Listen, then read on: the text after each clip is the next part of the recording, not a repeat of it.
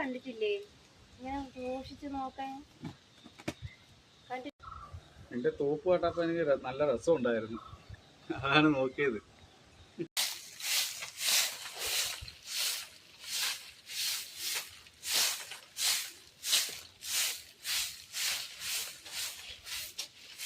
എന്റെ തൂക്കം കണ്ടിട്ട് അപ്പുറത്തെ വീട്ടിലെ ചേച്ചി തൂക്കാൻ ഇറങ്ങുമ്പോൾ ചെന്ന് നോക്കിക്കൊണ്ട് നിന്നാ ചൂല് വെച്ച് മണ്ടയ്ക്ക് അടി കിട്ടും. ഇറങ്ങി പോ മനുഷ്യ.